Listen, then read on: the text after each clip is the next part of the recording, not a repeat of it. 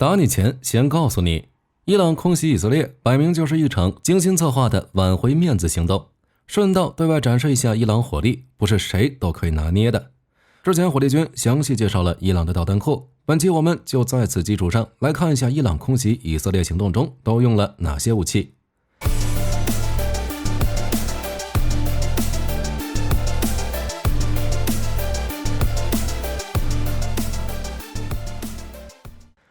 此次空袭因以军 F-35 空袭伊朗大使馆而起，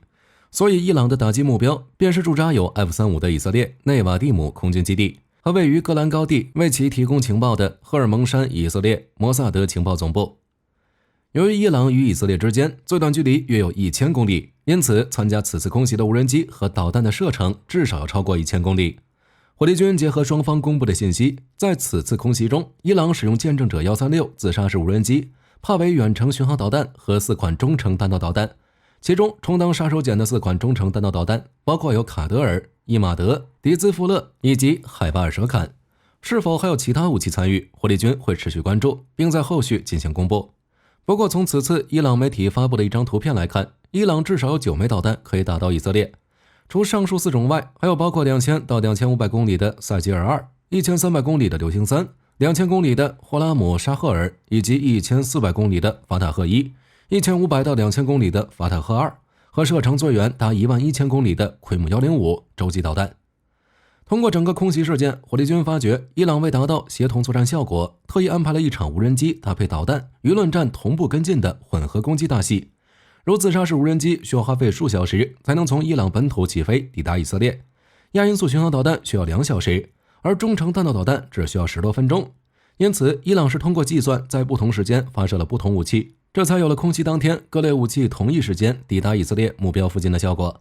其中速度相对缓慢且数量庞大的无人机，结合美军和以军的拦截报告分析，很可能是为牵制以军防空系统的诱饵，从而提高巡航导弹和弹道导弹的投放率。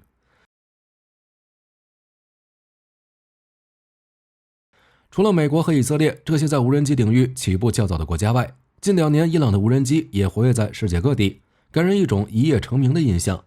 如2022年7月，伊朗海军成立首个无人机师，列装了包括阿拉什、燕子无人机等，又或是经战火考验的见证者129、见证者136等。可见伊朗无人机的发展早已有了体系化、高端化的发展趋势。但世上哪有这么多的一夜成名？伊朗无人机能有如今规模和发展，也是在数十年时间和战火洗礼下完成的蜕变。早在巴列维王朝时期，伊朗就从美国进口了 MQM-107 无人机和 AQM-37 靶机。当时伊朗还不了解无人机，还停留在靶机阶段，是之后爆发的伊斯兰革命和两伊战争才彻底颠覆了伊朗对无人机的认识，才知道无人机原来还能这样玩。如在1984年7月，伊朗用航模加135毫米长焦相机从50米空中飞过伊拉克阵地，带回了高清晰度的战场侦察照片。在看到对付的防御工事后，伊朗指挥官随即改变了原来的作战计划，而此次的侦察也使伊朗军方萌发了研制无人机的决心。1985年，伊朗伊斯兰革命卫队成立了圣城航空工业公司，燕子、迁徙者2款战术侦察无人机几乎同时上马，如今也发展成了2个成熟的无人机系列。燕子系列是单引擎多用途战术无人机，如今也有多种升级型号，整体结构大致相同，具备较好的飞行稳定性和机动性。迁徙者系列如今有6款，性能也是一代比一代强。最新的 Mohijer-6 无人机最大起飞重量600公斤，有效载荷100公斤，工作航程200公里，可携带2到4枚精确制导弹药，或者充当自杀无人机使用。虽然这2款无人机对两伊战争总体进程影响不大，但积累的宝贵经验为伊朗无人机后续发展奠定了基础。至于伊朗无人机为何能呈现指数快速发展，其一是因为两伊战争结束后，伊朗遭到美国等多国的制裁，不仅研发能力受限，也难从国际市场采购武器装备。这种情况下，门槛低、价格低廉的无人机就愈发受到伊朗的重视。其官方不仅统一组织筹划，大力扶持无人机生产企业，还从俄日韩等国引进军民两用技术，几乎是将能获取到的关于无人机资料通通进行了吸收和消化。而且伊朗从2004年起还通过种种渠道先后接触到了美国 MQ-1 捕食者、以色列哈比、英国赫尔墨斯450型等多款无人机。2011年和2018年，伊朗先后捕获美军 AQ-170 哨兵无人机和 MQ-9 无人机，在这些无人机的加持下，伊朗自然受益匪浅。其二是因为伊朗位于中东，无人机体系是从战火中摸索出来的，因此更注重实战。如伊朗无人机的发射载具别具一格，即便是普通的皮卡、货车都能充当地面控制站。如见证者191起飞时，可采用皮卡车助飞，又或是在操作系统设置上沿用了横模操作方式，即手持遥控器目视操作控制起降。外挂管理也是极简主义，简陋的翼下挂弹架和转接梁、扎带固定的火控线等等，主打能用就行。另外，伊朗无人机也在战火影响下不断地进行升级换代。如见证者129在叙利亚战场上首次采用反坦克导弹对地面目标发动了袭击后，近年来也因一直与进入波斯湾的美航母斗智斗勇，受到了伊朗的高度重视。又或是此次空袭以色列的见证者136能够投送重达50公斤的弹头，最大航程据称有2500公里。美国军方曾认定伊朗盟友组织于2022年8月使用见证者136袭击了美国在叙利亚沙漠地区的阿特坦夫的军事基地。胡塞武装在黑海袭击船只和袭击以色列的行动中也使用了它。当然，除了见证者131、136外，伊朗手上还有多款航程上具备打击以色列能力的无人机，如见证者238。这款无人机最大的特点是采用低成本喷气式发动机，最大飞行速度在600公里每小时左右，飞行速度提升让其更难以被拦截。阿拉12也能用于攻击以色列。根据一些资料显示，其航程超过了1000公里，外观看起来很像巡航导弹。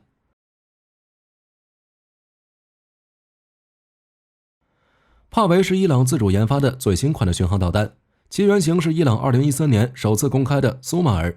在外观上，苏马尔同 H55十分类似，其采用亚音速巡航导弹常用的气动布局，圆柱形弹体加大展弦比平直弹翼，弹体上吊挂小型涡喷发动机，制导方式采用惯性加 GPS 制导，射程在1000公里左右。帕维导弹射程则更进一步，达到1650公里，且可能增加了地形匹配制导。部分改进型还增加了末端光学制导，来提高打击精度和生存能力。至于4款在无人机和巡航导弹帮助下成功突防的弹道导弹，卡德尔和伊马德这2种液体中程弹道导弹都是在流星3导弹基础上改进而来。伊朗从1998年开始研制流星3导弹，并在2003年首次试验成功，并借鉴了卢洞1导弹技术，使其射程达到1300公里。也是自此开始，伊朗拥有了射程超1000公里的中程导弹。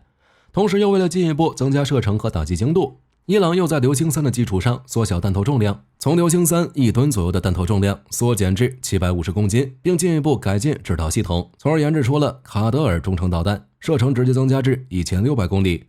之后又在卡德尔基础上改进了弹头臂锥，并在弹头增加了4个三角形小翼，所以伊马德的射程虽然大致没变，在1500公里左右，但打击精度却进一步提高，精准度已经能控制在500米范围内。第3种迪兹夫勒导弹其实是伊朗法塔赫110导弹家族里的一员。与流星系列导弹不同，法塔赫系列导弹采用固体燃料火箭发动机，射前无需加注燃料，反应速度更快。其首款法塔赫110于2002年服役，2004年小批量生产，最大射程在200公里，采用了惯性导航技术，命中精度约为100米。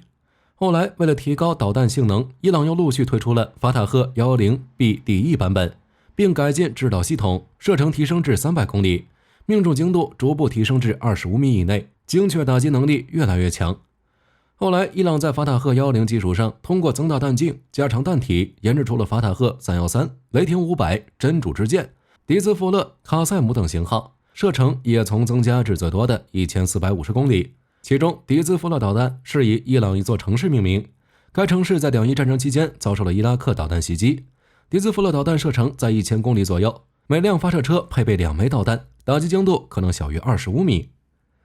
第4种海巴尔舍坎导弹于2022年2月由伊朗伊斯兰革命卫队推出。据伊朗塔斯尼姆通讯社报道，该型导弹是伊朗伊斯兰革命卫队装备的第3代远程导弹，其发动机使用固体燃料，重量比同类导弹减少1/3，发射准备时间只有同类导弹的1/6，其从设计到制造均由伊朗伊斯兰革命卫队空天部队自行完成。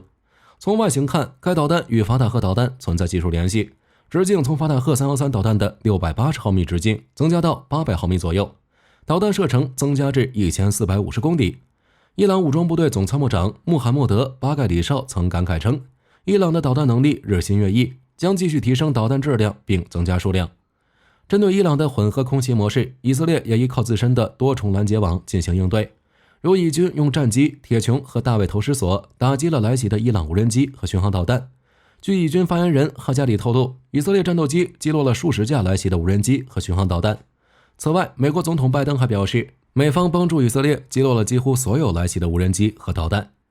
伊朗方面透露，从伊拉克和约旦起飞的美军战机参与了拦截行动。相比之下，针对来袭的弹道导弹，以军只有歼23和美制的爱国者具备拦截能力。其中歼2反导系统的最大拦截距离100公里，拦截高度8到50公里。歼3性能进一步升级，具备大气层外的拦截能力。丹尼尔·哈加里表示，大多数瞄准内瓦蒂姆基地的伊朗弹道导弹都是被歼23反导系统在以色列领空之外拦截的。虽然大部分弹道导弹被拦截，但仍有部分弹道导弹成功命中目标。以色列方面也承认了基地遭受打击，但损失轻微。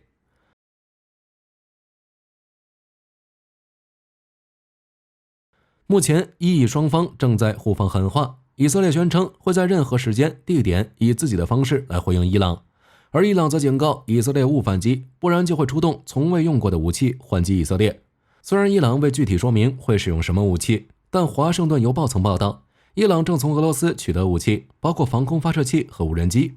军事专家称，俄罗斯的防空发射器能摧毁美以拥有的隐形战机。而为试图劝阻以色列采取大规模报复行动，美欧正研究对伊朗实施新一轮制裁。